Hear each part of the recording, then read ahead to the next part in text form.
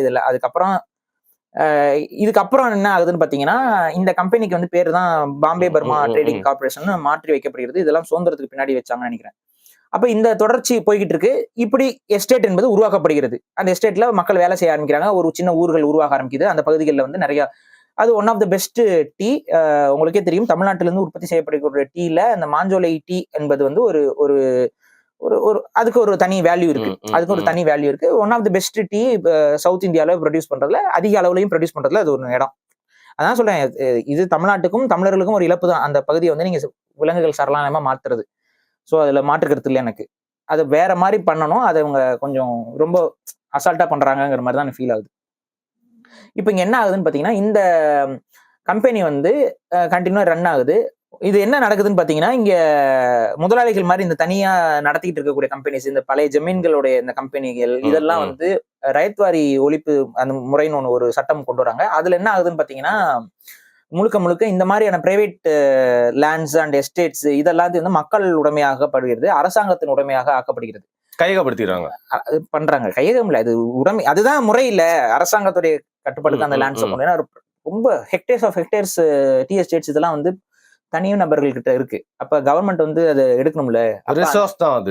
அது கவர்மெண்ட் எடுக்கிறதுக்கு ஒரு சட்டம் இந்திய அளவுல போடப்படுகிறது. அந்த சட்டத்தின் அடிப்படையில எல்லா அரசுகளும் எல்லா மாநில அரசுகளும் அந்த டீ எஸ்டேட்ஸ் எல்லாம் அந்த மக்களோட உடைமையாக மாற்று, அது அரசு உடைமை இல்ல மக்களுடைமையாக மாற்றுகிறது. அப்ப மக்களுடைமையாக மாற்றும் பொழுது என்ன நடக்குதுன்னு பாத்தீங்கன்னா, இந்த லேண்ட்ஸும் வந்து கவர்மெண்டோடைய கண்ட்ரோலுக்கு போகுது. ஆனா கவர்மெண்ட் அங்க பிசினஸ் பண்ண முடியாது. உட்காந்து அதுக்கு எஸ்டாப்ளிஷ் பண்ணிட்டு இருக்க முடியாதுல்ல. அப்ப என்ன பண்றாங்க, லீஸுக்கு விடுறாங்க. இந்த கவர்மெண்ட் தனதாக்கப்பட்டே கிட்டத்தட்ட நமக்கு வந்து இப்ப 90 வருஷம் இந்த ரயத்வாரி ஒழிப்பு முறையில 90 வருஷம் சுதந்திரத்துக்கு 99 வருஷம், ஆமா 100 வருஷம் ஆயிடுச்சு இப்ப. அப்போ ஒரு லீஸ் என்பது அக்ரிமெண்ட் என்பது போடப்படுகிறது. என்னன்னா, இங்க நீங்க வந்து பிசினஸ் பண்ணிக்கலாம், இது பண்ணிக்கலாம், அதுக்கு வந்து இவ்வளவு தொகை கட்டி நீங்க அதை வாங்கணுங்கிற மாதிரி சொல்றாங்க. அப்ப வந்து இந்த பாம்பே பர்மா ட்ரேடிங் கம்பெனி வந்து ஒரு பெரிய தொகை கொடுத்து அதை வந்து வாங்கிக் கொள்கிறார்கள். அது லீஸ் அமௌண்ட், லீஸ் வந்து பாத்தீங்கன்னா கிட்டத்தட்ட 99 வருஷம் லீஸ்.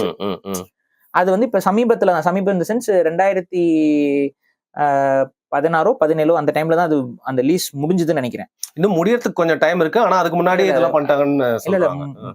முடிஞ்சிருச்சுன்னு நினைக்கிறேன். எனக்கு தெரிஞ்சு அது தெரியல, நான் அது கரெக்டா வெரிஃபை பண்ணுங்க. அது முடிஞ்சிருச்சோ இல்ல முடியறதுக்கு ஏதோ ஒரு டைம் இருக்கா என்னன்னு தெரியல.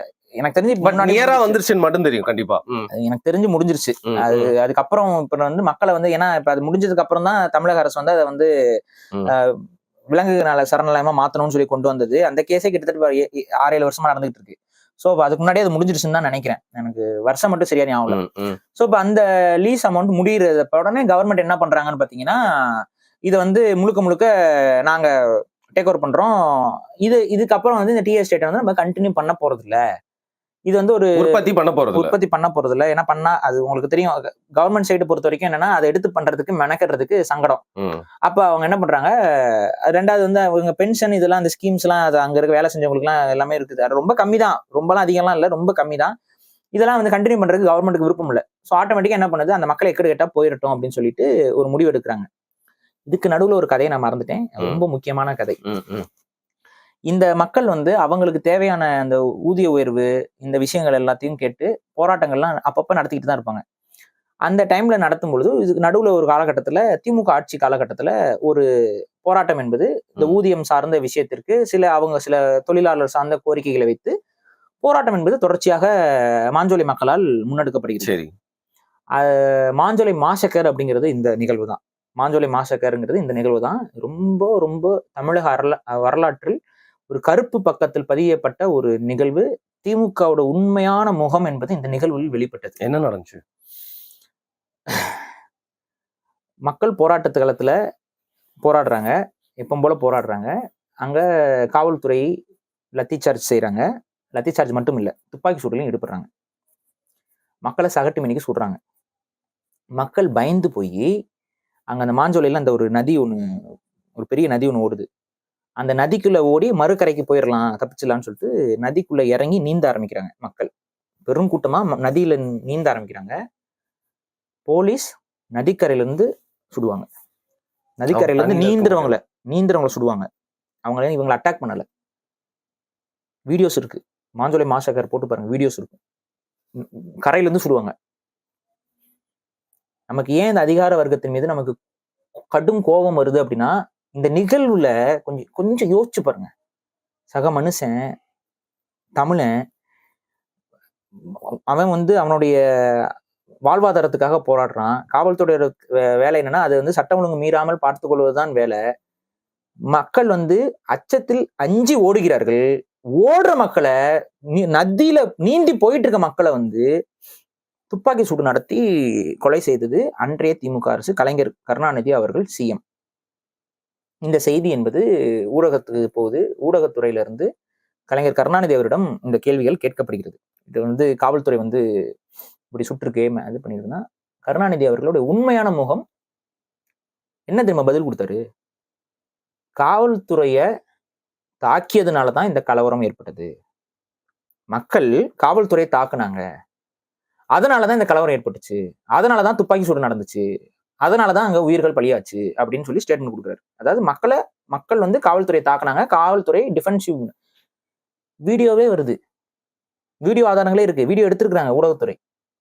காவல்துறை மக்கள் தாக்கவே இல்லை, ஓடுறாங்க. இவங்க துப்பாக்கி சூடு நடத்தினோடனே பயந்து ஓடுவாங்க. துப்பாக்கி சூடு நடத்தினா என்னங்க பண்ண முடியும்? மக்கள் அங்க நின்றுட்டு செத்துட்டு இருப்பாங்களா? ஓடுவோம். செதறி ஓடுறவங்கள குறி வச்சு சுடுறாங்க. தண்ணியில போறவங்கள சுடுறாங்க. அந்த பிணங்கள் தண்ணீர்ல மிதக்கும். தண்ணியில் நீந்தி போயிட்டு இருக்க சுட்டா என்ன ஆகும்? அப்படியே மிதப்பான்ல. ரத்தாறு, உண்மையாவே ரத்தாரா ஓடுச்சு. திமுக தான் பண்ணுச்சு.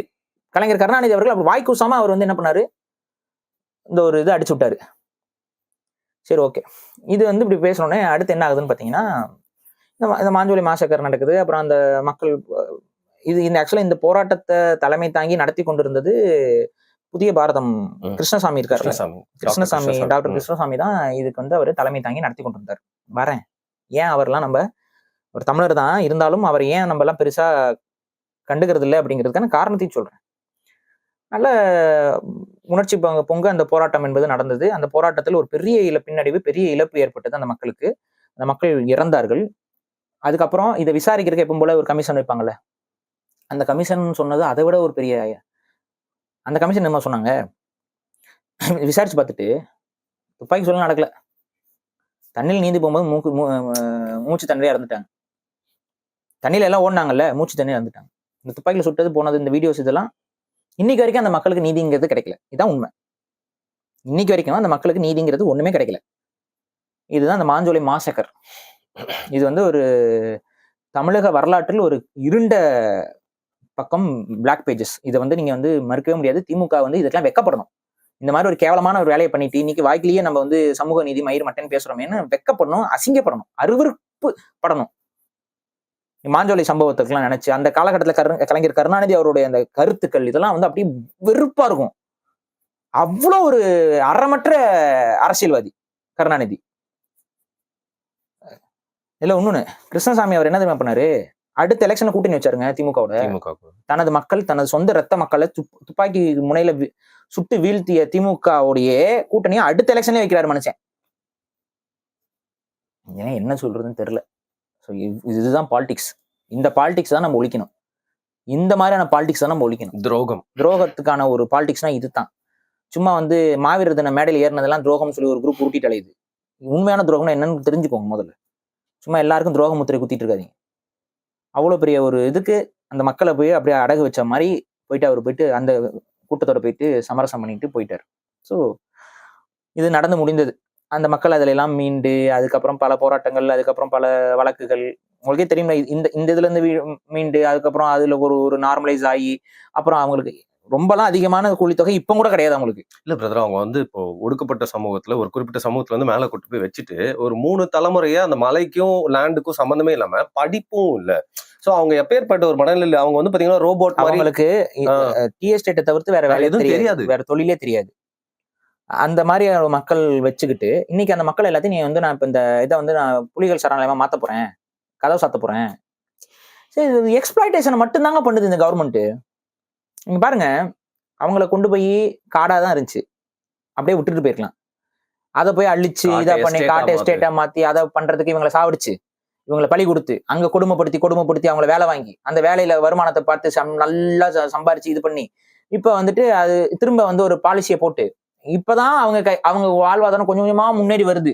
இப்பதான் லேபர் லா லொட்டு லொஸ்கெல்லாம் ரொம்ப ஸ்ட்ராங் ஆகி இன்னைக்கு தான் வந்து அவங்களுக்கே அந்த அவங்களுக்கே கொஞ்சம் அவேர்னஸ் வந்து இப்ப பரவாயில்ல அப்படின்னு வந்துட்டு இருக்கிறப்ப இனிமேல் இந்த ஊர் கொஞ்சம் டெவலப் ஆயிரும்னு நினைச்சிட்டு இருக்கும்போது இனிமேல் இந்த ஊரே கிடையாது, நீ வந்து உன் வேலையெல்லாம் முடிஞ்சிருச்சு உன்னுடைய இது எப்படின்னா அவங்களோட முன்னோர்கள் புளிய ஆரம்பிச்சிங்க. புளிஞ்சு புளிஞ்சு ஒரு கரும்பை புளிய புளிய புளிய இனிப்பு வரும், கடைசியா ஒரு சக்கை இருக்கும். இன்னைக்கு அந்த மக்கள் அந்த சக்கனாச்சும் நமக்கு மிஞ்சுமான்னு நினைக்கிற நேரத்துல சக்கம் கூட உனக்கு கிடையாதான்னு சொல்லி தூக்கி போடுற கணக்குலதான் அதையும் திரும்ப காடா நாங்க மாத்த போறோம்னு மாத்துறாங்க கவர்மெண்ட். என்ன பாலிசி மேக் பண்றீங்க? புலியை காப்பாத்துறோம் அப்படின்ட்டு சொல்றீங்க வாய்க்கூசாம. பவேரியா அந்த பகுதியில இருந்து எவனோ ஒருத்தன் வந்து புலி குட்டிகளை எல்லாம் கொண்டுட்டு போயிட்டு இருந்தான். என்ன நீங்க புலியை காப்பாத்த போறீங்க? அதுதான் என்னது நீங்க புலியை காப்பாத்த போறீங்க? ஊட்டியில நீங்க வந்து காட்டை வளைச்சுட்டா புலி காப்பாத்தப்பட்டுருமா? வந்து சுடுறவன் கொலை பண்றவன் எல்லாம் அங்க உள்ள காட்டுக்குள்ள விட்டுட்டு இருக்கீங்க. நீங்க எல்லையில பாதுகாப்பும் இல்ல, ஒரு ஒண்ணும் இல்ல. யாரோ வரான் எவனோ போறான். ஒரு நாங்க சொல்ற வட இந்தியர்கள் வருவதற்கு ஒரு வரையறை வைங்க. யாரு கன்ஸ்ட்ரக்ஷனுக்கு வரான், யாரு கொள்ளையடிக்கிறதுக்கு வரான். படுபயங்கரமான கொலைகள் சம்பவங்கள் நடந்துகிட்டு இருக்கு தமிழ்நாடு முழுக்க. இதெல்லாம் கவனம் செலுத்தாம நாங்க புலியை பாதுகாக்க போறோம். உங்களுக்கும் புலிகளை பாதுகாக்கிறதுக்கு தான் சம்மந்தமே கிடையாது. புலிகளுக்கு நீங்க துரோகம் தானே தொடர்ச்சியா செஞ்சுட்டு இருக்கீங்க. இந்த புலிகளை மட்டும் நீங்க பாதுகாத்து கிழிச்சிருவீங்களா? இந்த கேள்வி இருக்குல்ல. உங்களுக்கும் புலினாவே பிடிக்காது, புலினாவே பதறுவீங்களே, அப்புறம் என்ன இப்ப போய் பாதுகா